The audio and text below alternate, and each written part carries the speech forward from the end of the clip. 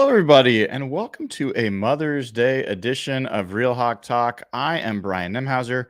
You can find me on Twitter at Hawk Blogger. And folks, what a gorgeous day! What a gorgeous Mother's Day! Happy Mother's Day to all the mothers celebrating out there. It is not the easiest job in the world, but arguably maybe the most important. And I certainly had a wonderful mom. I got to spend some of the day with her today. We actually went to the Mariners game. Enjoyed actually seeing the Mariners score runs. I got to say, I've been to a lot of Mariners games in the 25, 26, 27 years I've lived in Seattle. And we were joking today that when they scored 5 runs in the first 3 innings, that might have been as many runs as they scored in the last 20 games we've seen in person combined. There's been a lot of sitting there in a scoreless game until the 8th inning, and maybe we make it that far, maybe we don't. But it was great. It was great to see the Mariners score. It was great to see a win, and great to see the Mariners return to first place. And it was great to do it with my mom and my wife, who's also celebrating Mother's Day and is an amazing mother as well. And I've gotten to witness that from the very first moment of being a mother to all the way till now. And so I just know a lot of folks hopefully are having really, really great days with their moms, and their moms are getting anything that they want and need, which, by the way, it varies. I mean, there are years the moms want space, especially when they've been taking care of kids and busy. There's years that they want plans. There's years that they want who knows what. But the staple in our household for Mother's Day is before Rachel wakes up, I am out the door getting fresh bagels, bringing them home, making sure she's got her favorite breakfast ready. And did that this morning. And yeah, beautiful, beautiful day. So hopefully you all are enjoying it. Hopefully your moms are as well. I see Corey Coleman saying that moms always want brunch. That's pretty much what we find. I mean, you can't go wrong with brunch. We actually, at some point, were considering doing the brunch in West Seattle, and it was sold out like over a month beforehand. They don't really do brunch buffets anymore. Used to be a thing. They don't really do that anymore. There was a great brunch in Tacoma, right on the waterfront, at a place called CI Shenanigans. And we went there for years. It was a terrific brunch, buffet style, old school, but they closed down. So yeah, we kind of did the homemade brunch this morning, and that was great. So I want to make sure we get our Hawk Blogger morning episode in today, even if it's the second day in a row that it's a afternoon. And great to see Ryan Cleveland, one of our sponsors. Ryan, we're going to be working with him on getting some promos in the show. So looking forward to doing that with Ryan. Great supporter of the show, and good to see you here, Ryan. All right. So there was something that I kind of fell upon, honestly, when we were doing a show about the cornerbacks, and I was trying to get information about DJ James and Nehemiah Pritchett. And we obviously didn't have the same PFF info because they haven't played in the NFL yet. You can get college PFF info, but I was looking around and I found the PFF draft guide. And I don't know why I'd never found this before, but it's got additional information that was not shared in other forums. And I haven't heard it from other people. Maybe you all have. And if you have, it won't hurt you to hear it a second time. But I wanted to go through our draft picks, go through a few of the guys, and share some of the additional insights that are in this draft guide that are kind of interesting. And why not start with our number 1 overall pick, Byron Murphy? I will share my screen because why not? That's going to be too small. We'll see. I'm going to share my screen so you guys can see what I'm seeing. We'll talk about it as we go through. Not all of the draft picks are in this guide, so we won't be able to go through each one, but there's a couple of them. And since we've already done Nehemiah Pritchett and DJ James, I will not do those again. If you're interested in their info, look up the cornerback conundrum episode that I did on Friday, and I've got their info in there. All right, so we're going to share this draft guide. You guys should be able to see this, and can I go into full screen mode? Is that possible? Oh, hold on. I'm going to see if I can get this to a better experience for you guys. 1 second. Let me open it in the desktop app. Yeah. Okay. Gonna open it in the desktop app.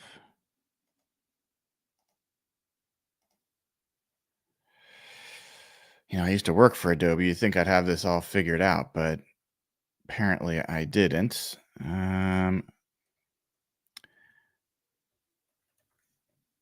hope is that this will actually be full screen for you all.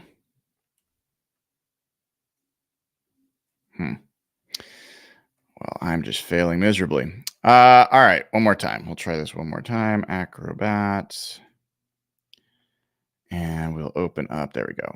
Open up the doc that I just grabbed. And we will put it into full screen mode. There we go. So much better. Whoops. And we will find Byron Murphy. Ooh, it may be too much of a memory hog. That wouldn't be a surprise. Worst comes to worst, I will. Okay. All right. I think we're good now. Can I zoom in at all? That doesn't let me zoom in, does it? Oh, what happened? You guys having fun yet? We having fun yet? All right, hold on. We're almost there. My goodness. All right.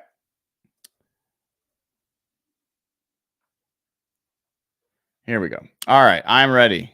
I'm ready. Hopefully you guys are ready. This is screen 2. All right. And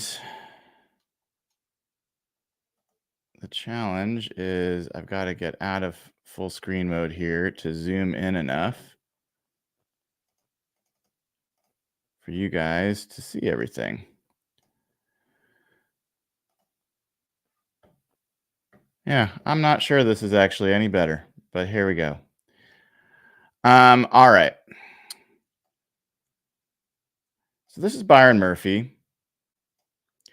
And we know quite a bit about Byron Murphy, so I don't know that we'll spend a ton of time here. We actually had some access to some of this data before. I think one of the things that's interesting here looking at Byron Murphy is the snap counts. I don't know that I really got as much detail on this before, but those aren't a lot of snaps. We're talking about Byron Murphy maybe playing 500 snaps. We talked about a lot of the three techs, the impact defensive tackles that come into the league.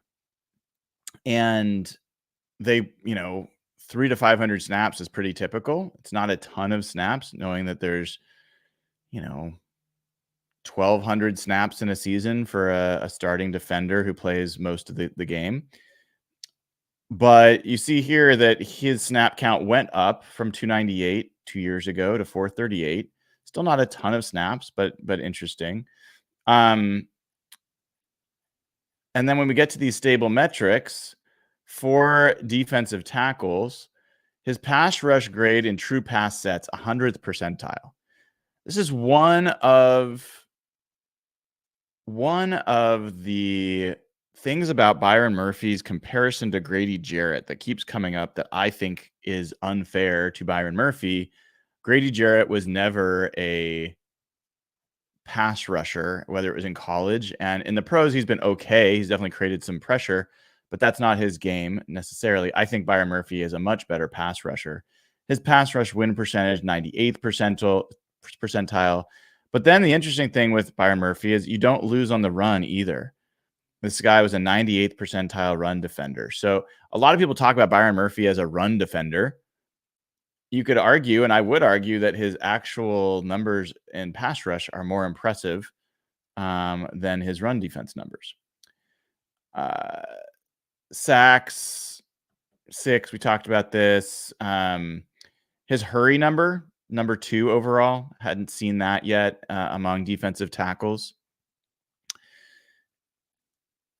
0 batted passes. This is something we have heard a little bit about. This is not a tall man at defensive tackle. That's not going to be his game.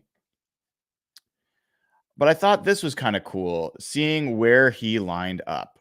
And also, we talk about this. You hear a lot about this on the Overload podcast with Griff and Maddie Brown, where they're talking about which gaps people are in, A gaps, B gaps.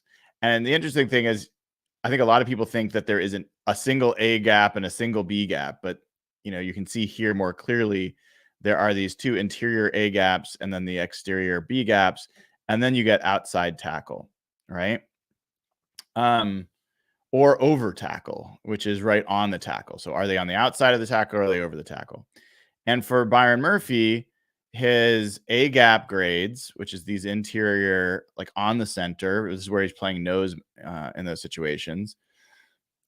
He had more snaps at B gap where he's outside, and that's more the 3 tech kind of place where you're going to see somebody. And his grade was roughly the same in either gap. Now, I think that he is better suited to be disruptive over the guard than he is over the center. I think he could be disruptive anywhere, but I like to see that he's demonstrated a little bit more there. These grades that drop down when he's over the, like, lined up against the tackle or outside the tackles, also worth noting. I don't think he's a guy that he's not like Michael Bennett. You're not going to have Byron Murphy inside on one snap and then outside the tackle's shoulder on another snap. That's not the type of player he is. He also, as you can see, he had a combined 15 snaps in those situations. So, looking at percentiles for Byron Murphy, the arm length is the one that's a concern for someone inside and worth noting, although, just last year we were talking about Kalijah Cansey, and Kalijah Cansey had like 28-inch, 29-inch. It was definitely under 30-inch arms and was a productive rusher there. His height, very low on the percentile for interior. And so this is another thing that people will talk about. So he's just not a long guy. He's a squatty guy, not something that's new, but seeing in the percentiles here is useful. But he's strong and explosive. So all those things we know. So that was Byron Murphy. I want to look at Christian Haynes, because I feel like we don't know as much about Christian Haynes as we know about some of these other guys. So here's a look at Christian Haynes. And these are just infographic stuff that I don't think is all that useful information. So I wanted to look here just at the data, and you can see his progression, his 3-year progression of 72 to 83.9 to 80.3. Snap wise, this guy's there every time. He's doing his job. He's not missing snaps. In terms of how many sacks he's given up, 1 sack in the last, what is that? 700 and change pass block snaps, giving up 1 sack, 2 hits, 11 hurries. So that's not bad. Interesting to see though. So he had almost 100 more pass block snaps in 2023, and his hurries jumped. Now he had 508 pass block snaps in 2021, and he gave up 7. So he has done some, has been in that relative range, but not something to at least be aware of. Hurries are not sacks and they're not hits, but there are pressures nonetheless. He, in these pass block, true pass set, 98th percentile, 90th percentile run block in man or gap, and 93rd percentile in positively graded run blocking plays, and then 100th percentile in run block grade in zone blocking. So this is zone, this is man or gap. So zone blocking, he is as good as they get. Man gap blocking, still good, but not as good. So better at in zone run blocking, and generally just a positive run blocker, and then one of the best pass protectors at guard in college football. Continuing on, pass block efficiency was good, although this rank is not great. The true pass sets doesn't really matter. That's just a counting number. You could see this right here. How many outside zone snaps? I think this is a one to pay attention to with Christian Haynes, because this is where I think the Seahawks are going to go with their run game. I think that I remember watching Ryan Grubb's offense with Dylan Johnson and seeing how many times where if they had a player who was more explosive running through some of those outside zone plays that they would run, they would have housed a lot of those. It would have been Napoleon Kaufman all over again at University of Washington. But that's not the player Dylan Johnson is or ever will be. Kenneth Walker is that guy. And we saw down in when he played the Chargers his rookie year and housed that one along the right side of the line. I think if you can get this guy on the edge and in some space, he can do some real damage and cause some real stress on the defense. The fact that Christian Haynes is so accustomed to running outside zone, I think is a good sign and something just to be aware of. We know he's only played right guard, so that's not new news. Percentile wise, he's also a shorty by guard standards. Really long arms, actually, for a guard. I don't know why this is showing up as 33.5 inch. I would be surprised if that's really 42nd percentile among guards. I would think it would be higher. Like 34-inch arms are very long. So something feels off there. I might take another look at that. Small hands. We've got a lot of small hands in this class. Nehemiah Pritchett and DJ James certainly have as small hands as you're going to find. Interesting that his 40-yard dash is pretty high up there. Bench is kind of 50th percentile. Vertical, so explosion is good. So couple new notes there about Christian Haynes. And then we get into, I don't think, I'm going to double check this, but let me just be sure, but I don't think that they have Mr. Tyrese Knight in here. I'm going to take a quick look. Maybe it was just the way I typed it before. Tyrese Knight. Yeah. He is not in here. So we'll keep going. We're going to look at AJ Barner, who I know is in here.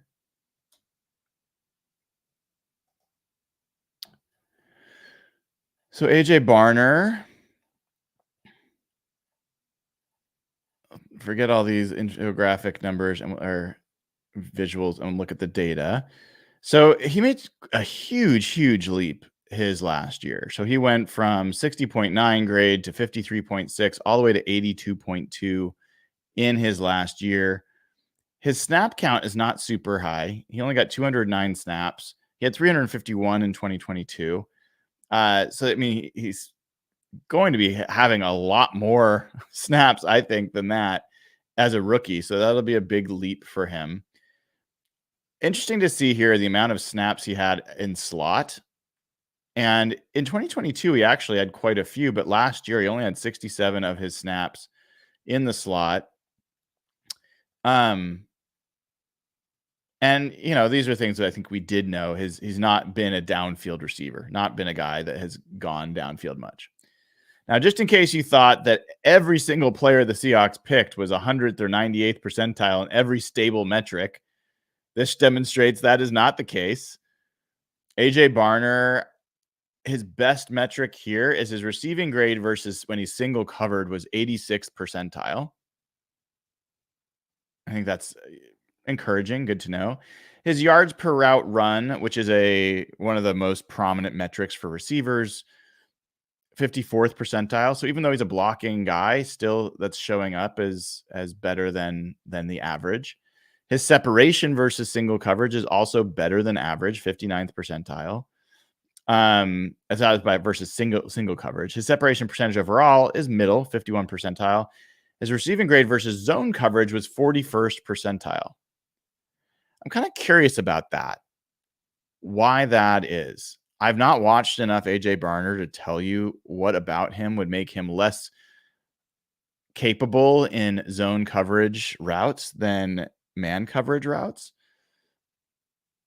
And I don't know if that's the scheme and the way they played it, but worth noting, better against single coverage and man coverage than he has been against zone coverage. Now, some additional piece of information here. We've got, he only had 2 drops. He, one of the pieces here is the missed tackles. I think there's broken tackles from a offensive player standpoint was 29th in the nation, which is pretty good. And I'd seen somewhere else that he was maybe second only to, gosh, who was it? It was some prominent player in terms of college player in terms of forced missed tackles. You can see here, he doesn't play deep, and he also has not been a screen guy. So I think a little bit of information there as far as which specific routes he has run.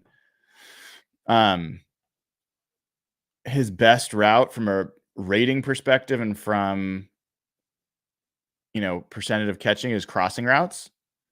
Be interesting to see if the Seahawks do more crossing routes. I don't know if you heard this, but there was a good pod from our friend Robert Mays on The Athletic talking about Shane Waldron and the NFC North and the Bears, and talked about that the Seahawks under Waldron had only 4.3% of their routes having in-breaking cuts towards the middle of the field, which was dead last in the NFL, where almost any other of McVay's coaching tree is toward the top of that list.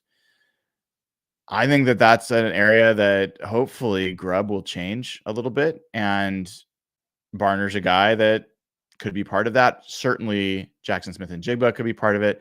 I think DK Metcalf, I think he does not get used that way nearly enough. Some of his most explosive plays I've seen is when he's running across the field and not just vertically. And I just don't think that he's been given enough opportunity to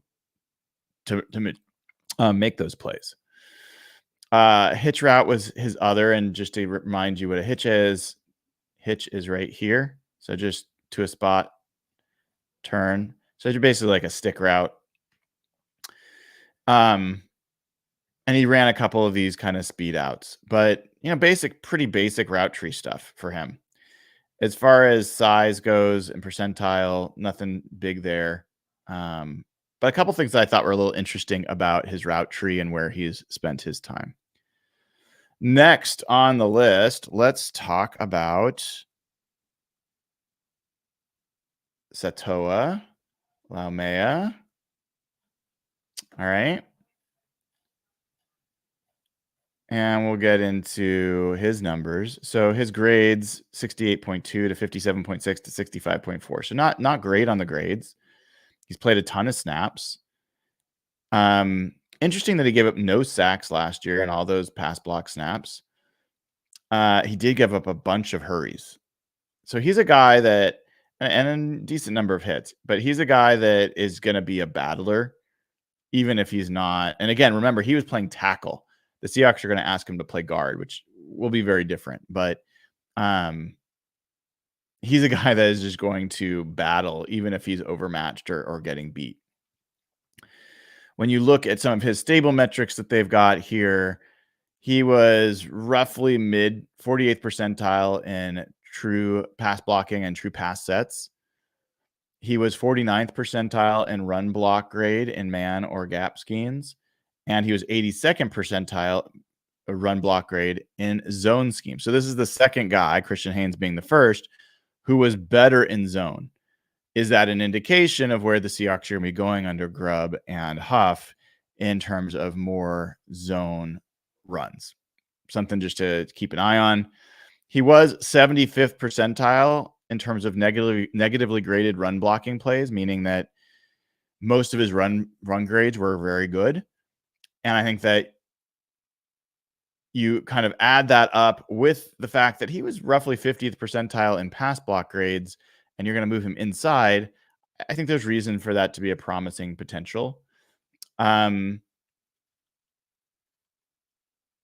don't think there was anything else here that jumped out when I looked at this data, but let's look at his splits.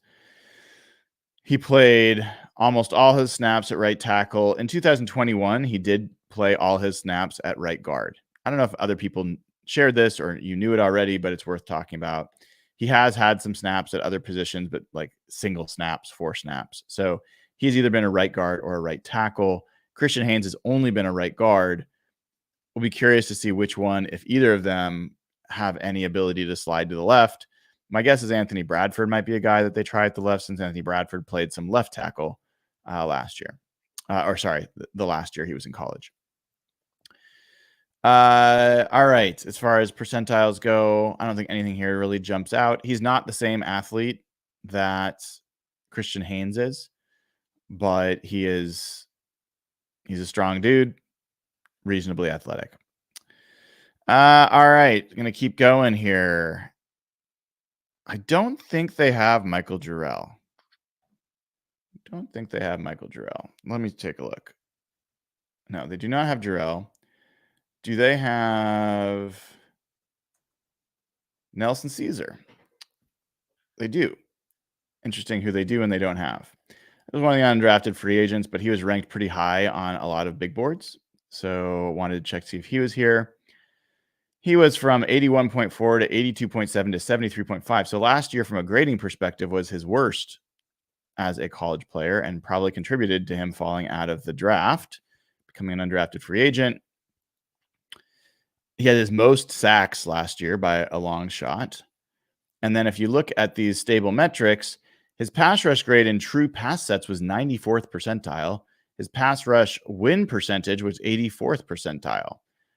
Interesting that his run defense grade was 96th percentile. So it's a nice profile for a guy to add to the edge, and certainly one of the guys to watch and monitor coming into camp, especially now that you've got Draymond Jones moving out to play outside linebacker as well.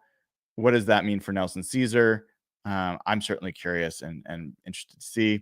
His run stop percentage was 63rd percentile, which is still not bad. It's just not as good as 96 and 94, which is what his run defense grade and pass rush grade on true pass sets was. As far as other numbers here, nothing that really stands out. He did tied for 52nd in the nation in run stops by total number. As far as where he lined up, almost all of it outside the tackle. He did do some stuff inside a little bit, but his best grades were outside the tackle, so no surprise really there. And I think we talked about some of his percentile stuff already. Was there anyone else that I thought? One sec. Let me do a quick look. I think I'd seen this somewhere. Do they have Jack Westover? They do not. Do they have Garrett Greenfield? They do not. Do they have George Halani? They do not. So probably not any of the other guys. One of the things I want to take a quick look at, if you guys are willing to give me a sec, I'm going to see if I can grab last year's draft guide, because let's see if anything there was potentially interesting. I think that they have it up there somewhere. So I'm going to, yeah, they do have last year's draft guide. Let's take a quick look at that. A little throwback. Let's see how predictive these things have been and what we might have found. All right. So here is last year's draft guide.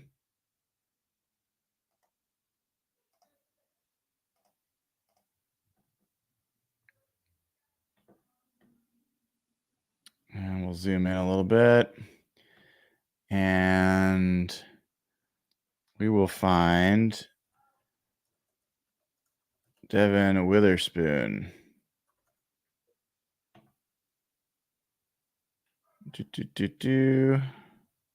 What?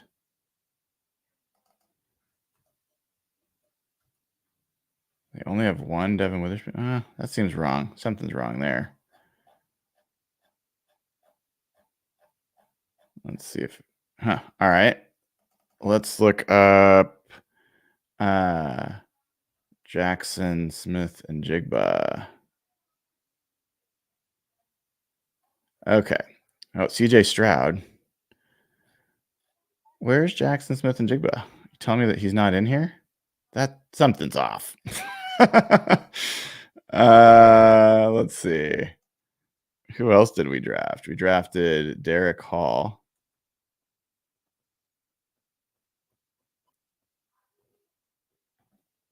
Okay. There's Derek Hall.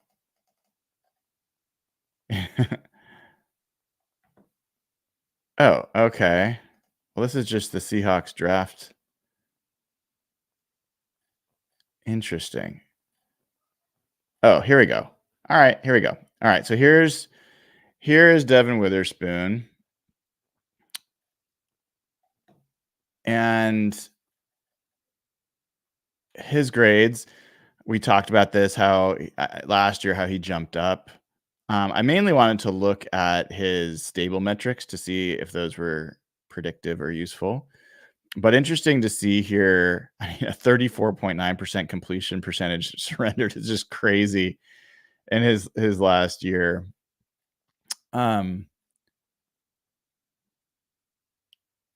He was second in forced incompletions. And part of the reason this is kind of interesting is I wanted to look at, we have two corners who had some pretty outstanding numbers. And if you'll forgive me, I'm going to switch back and forth, and I'm going to find Pritchett and his numbers. So where were they? So forced incompletion, Nehemiah Pritchett was 93rd percentile. And if we go down to, does it have percentiles for him? They might not do it last year. Darn it. Let's see.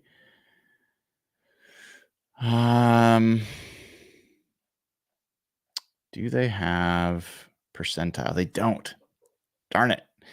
Well, interesting that Jackson Smith and Jigba, that Devin Witherspoon was second in college football last year in forced incompletions. They don't have that as a counting. Oh, wait, they do. Nehemiah Pritchett was only, so Devin Witherspoon had 18 that he forced last year. Nehemiah Pritchett had 5. So he ranked 217th. Devin Witherspoon ranked second. Forced incompletion percentage was 28.6 for Devin Witherspoon. That was 4th in college football in his last year. Nehemiah Pritchett's was 19.2, which tied for 84th. But if I go to DJ James,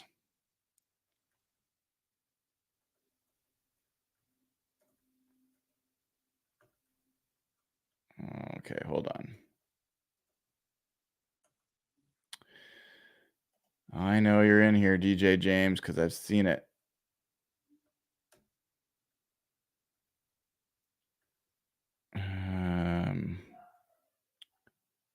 DJ James, there it is. So DJ James,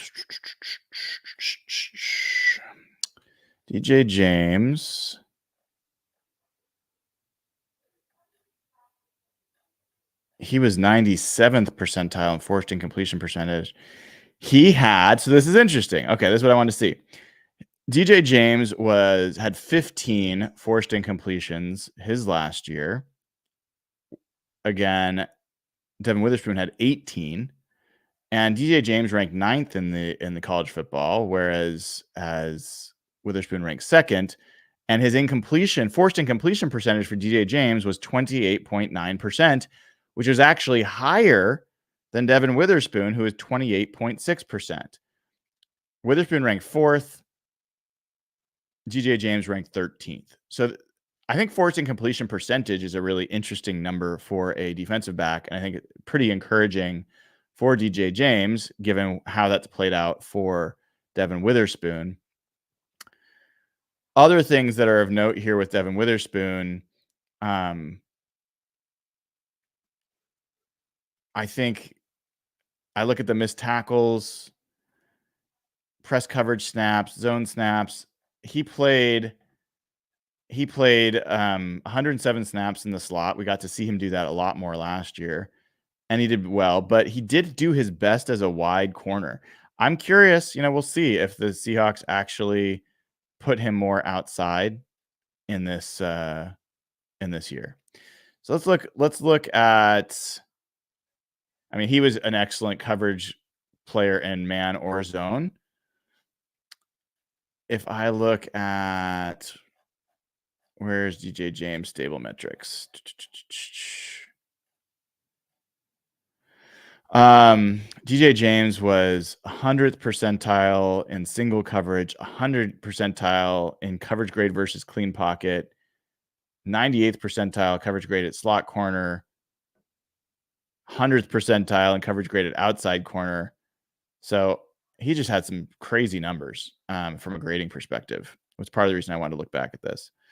Let's look at Jackson Smith-Njigba, and his final year was not strong.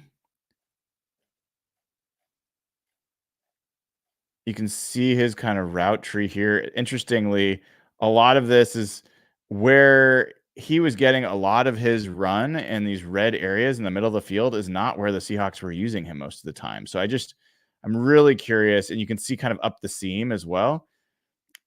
Curious whether Grubb will utilize him better, because I don't think that they can utilize him worse than they did last year as a rookie.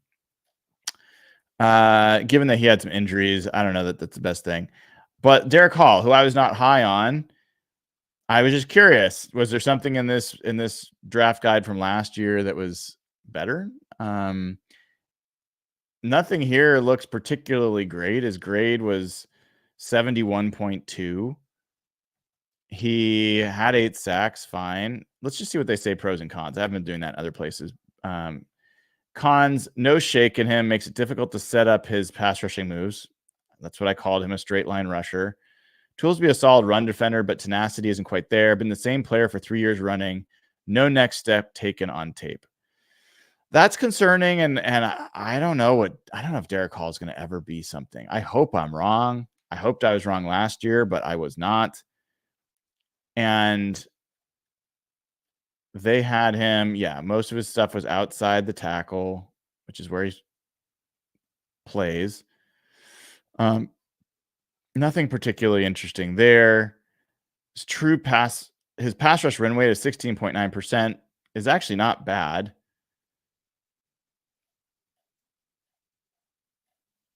Yeah, I'm not going to go through all of these guys, but I was just kind of curious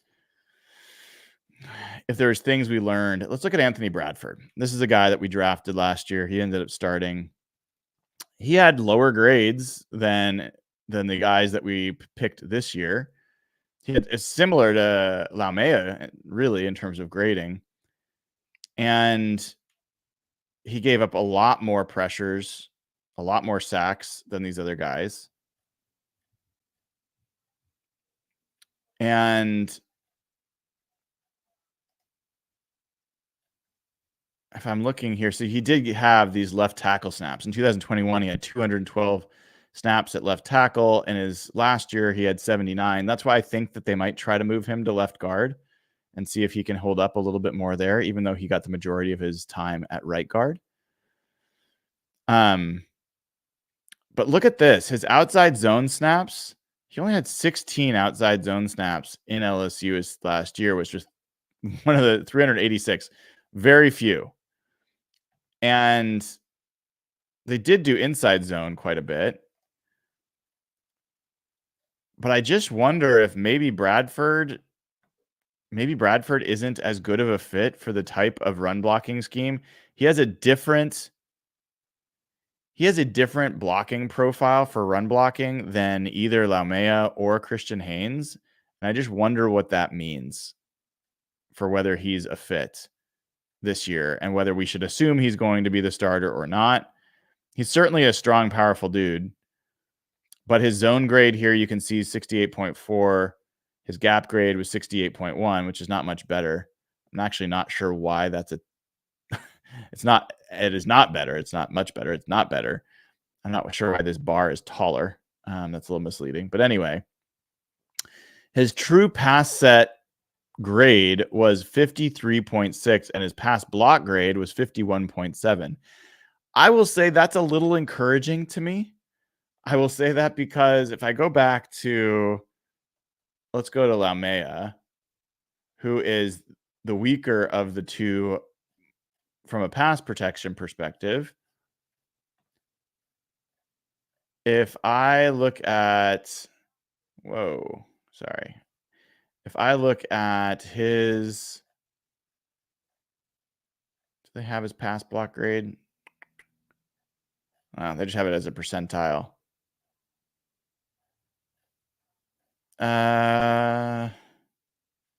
Yeah, unfortunately, they don't have what I'm looking for, which is his actual grade in pass set. But in any event, Anthony Bradford struggled as a pass protector last year.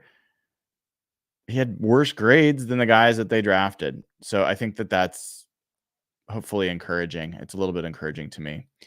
So those were a couple of the things that I wanted to talk about and at least share a little bit of insights that I hadn't heard or seen other places about these players, and I thought were worth kind of covering. A couple other little quick things. Let's actually pull this open. Mr. Brady Henderson wrote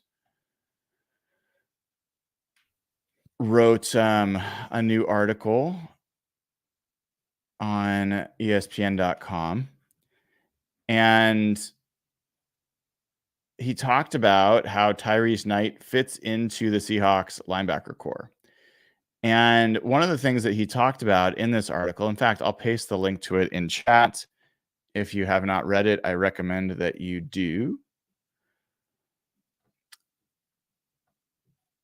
Brady talks about how Mike Macdonald really had the say about drafting Tyrese Knight, and that this guy was the one that Mike Macdonald and some other guys on the coaching staff really liked. And there was one piece in here I'm trying to find where it is.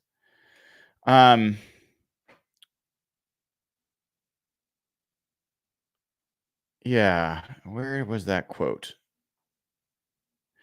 Oh, so besides talking about Tyrese Knight and the fact that this was really a Mike Macdonald pick.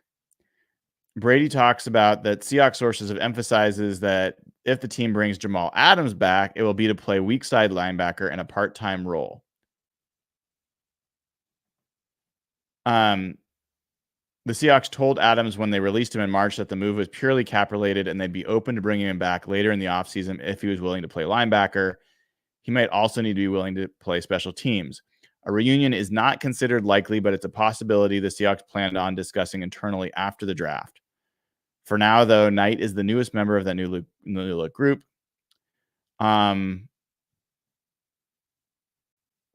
But I wanted to share because I know there's been some questions about Jamal Adams, and I also know there's been some questions about Tyrese Knight.